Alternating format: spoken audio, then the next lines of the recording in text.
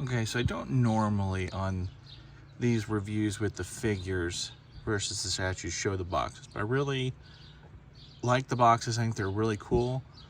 I wanted to show you the art on them. I like how they I feel like they kind of create like a little, almost like a little painting type thing. And then, let's see if I can do this without having the box fall over.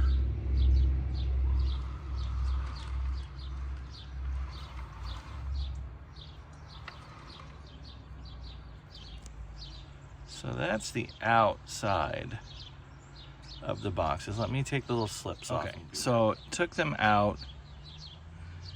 You can see, I took the base out of the box too because it was kind of wanting to fall out because I had looked at it earlier. So I went and took the base out. But I'll show you this.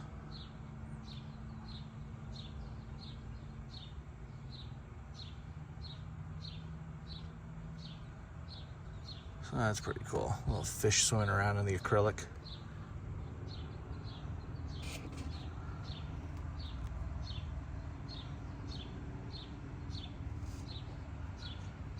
You get a large assortment of goodies with Gollum and Smeagol both.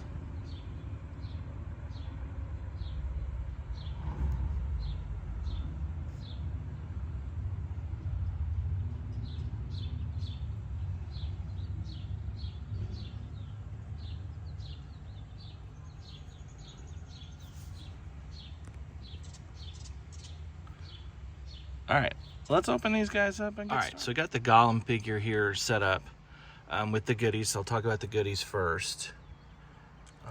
As you can see, you get several hands, a couple of non-bendable legs. It does tell you in the instructions, you do have to put those in some hot water, and it tells you exactly the temperature to help them get on, because if you try to otherwise, it's not gonna work. So for the purposes of this review, you're not going to see Gollum or Smeagol with bended legs. You got another neck joint for depending on how you want to structure the head. I just stuck with the standard one. Then we have Gollum. Only pair of feet you get. I might suggest to Asmus, honestly, give another set of feet. Like if you're going to do a base that are kind of bent, and maybe even have like a peg or something in them that could help hold to the base a little bit better. I think something like that might help create some neat, you might be able to create some neat setups for photos and stuff with that. He is wearing a bodysuit to help get the color.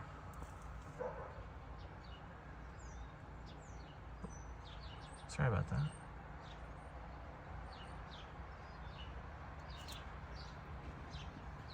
You do get a fish. Actually, you get a fish with both of them. But the detailing in the paint and stuff in the bodysuit is really nice. Don't know how long it's going to hold up over time. But, I mean, right now it looks really good. Somewhat rooted hair, obviously. The eyes do move. You can do the eye system. They give you a little tool to do that with. I'm just going to bend him or spin him around here.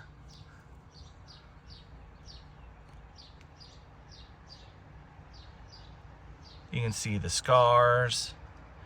His little loincloth is made out of cloth. No, I'm not going to show you what's underneath. Yes, it is detailed underneath. So he's a pretty cool little figure, to be honest with you. The arms and legs have good good range of motion, considering they're covered and stuff, with the joints and everything.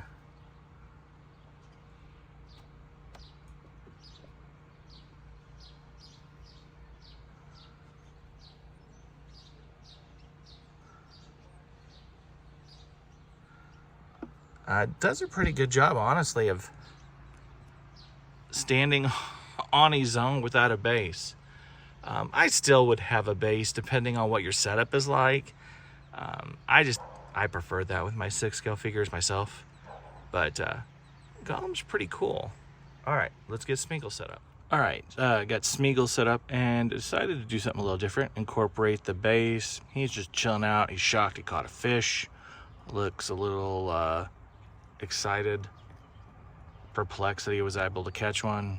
Maybe he's tried a few times. I'm not really sure. But he had some fun catching a fish. I also included the ring, as you can see. The rings, the little tiny rings that you get with each figure are metal. Hair's a little crazier on this one versus the other, considering the circumstances. Same bodysuit on the figure. Helps hide all the seams. It looks really good. Like I said, with Gollum, I think it's really nice. I mean, with any bodysuit on any 6-scale figure, you're going to get some limitations. And they talk about the limitations in the instructions. So you're not going to be able to do some of the stuff you do with some of your other 6-scale figures because of the bodysuit. But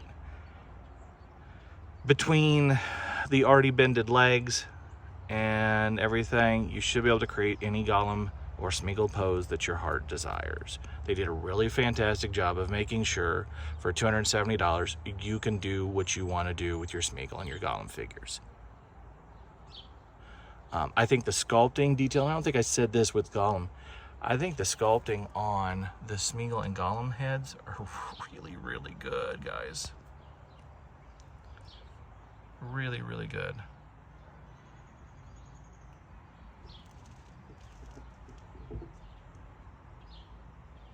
I think the paint's really good on the whole thing. The coloring of the material, whether or not it's straight painted, whether or not it's part of the making of the material, really, really good. The fish looks really good on both. I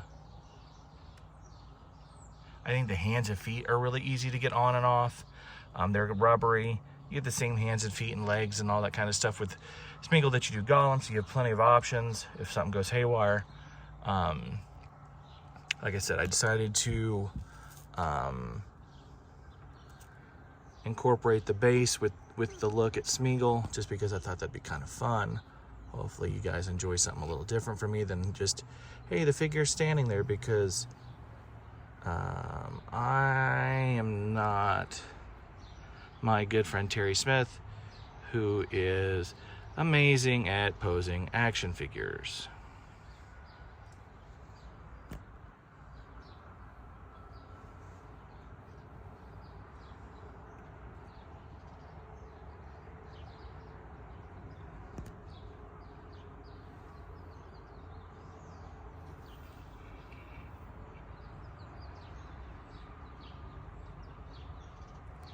All right, and I have one more thing. So the extra thing that you get with Gollum and Smeagol, it seems like you get it with all the orders. I didn't know if it was something they do, like when they sent it to me to make a fun thing for the review or not. But it seems like you get it, period, when you order this special Gollum and Smeagol set. Is this awesome little Lord of the Rings hat.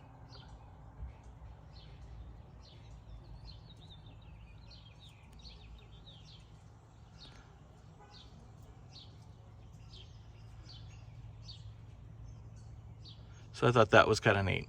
And I might actually start including that as a little prop in a lot of my reviews. And maybe not just the stuff I review coming from Asmus.